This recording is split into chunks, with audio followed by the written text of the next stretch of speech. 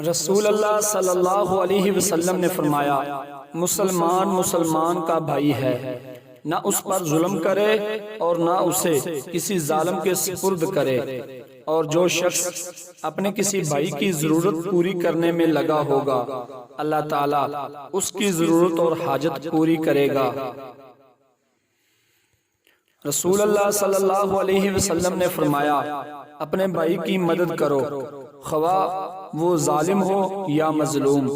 ایک صحابی نے عرض کیا، یا رسول اللہ صلی اللہ علیہ وسلم، جب وہ مظلوم ہو تو میں اس کی مدد کروں گا، لیکن آپ کا کیا خیال ہے جب وہ ظالم ہوگا پھر میں اس کی مدد کیسے کروں؟ نبی کریم صلی اللہ علیہ وسلم نے فرمایا کہ اس وقت تم اسے ظلم سے روکنا، کیونکہ یہی اس کی مدد ہے۔ رسول اللہ صلی اللہ علیہ وسلم نے فرمایا، قیامت اس وقت تک قائم نہیں ہوگی جب تک دو ایسے گروہ آپس میں جنگ نہ کریں جن کا دعویٰ ایک ہی ہو۔ صبح کے وقت نبی کریم صلی اللہ علیہ وسلم میرے یہاں تشریف لائے، پھر ایک صاحب نے پوچھا کہ مالک بن دخشن کہاں ہیں؟ ہمارے قبیلہ کے ایک شخص نے جواب دیا کہ وہ منافق ہے،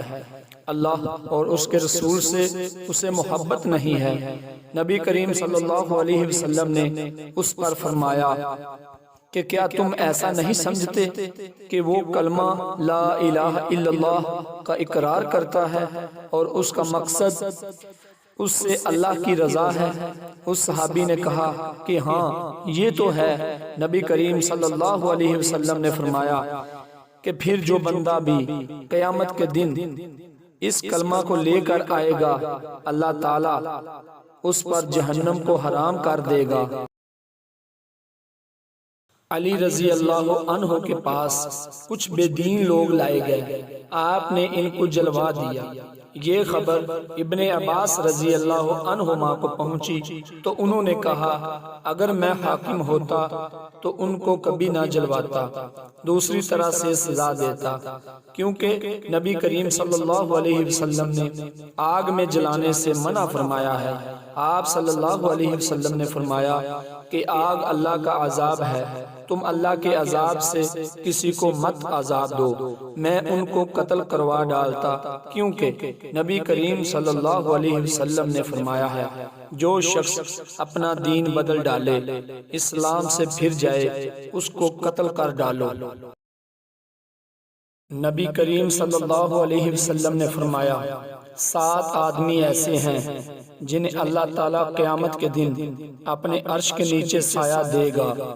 جبکہ اس کے عرش کے سایہ کے سوا اور کوئی سایہ نہیں ہوگا۔ عادل حاکم، نوجوان جس نے اللہ کی عبادت میں جوانی پائی، ایسا شخص جس نے اللہ کو تنہائی میں یاد کیا اور اس کی آنکھوں سے آنسو نکل پڑے، وہ شخص جس کا دل مسجد میں لگا رہتا ہے، وہ آدمی جو اللہ کے لیے محبت کرتے ہیں، وہ شخص جسے کسی بلند و مرتبہ اور خوبصورت عورت نے اپنی طرف بلایا اور اس نے جواب دیا کہ میں اللہ سے ڈرتا ہوں، اور وہ شخص جس نے اتنا پوشیدہ صدقہ کیا کہ اس کے بائیں ہاتھ کو بھی پتہ نہ چل سکا کہ دائیں نے کتنا اور کیا صدقہ کیا ہے۔ نبی کریم صلی اللہ علیہ وسلم نے فرمایا، جس نے مجھے اپنے دونوں پاؤں کے درمیان یعنی شرمگاہ کی اور اپنے دونوں جبڑوں کے درمیان یعنی زبان کی ضمانت دے دی تو میں اسے جنت میں جانے کا بھروسہ دلاتا ہوں۔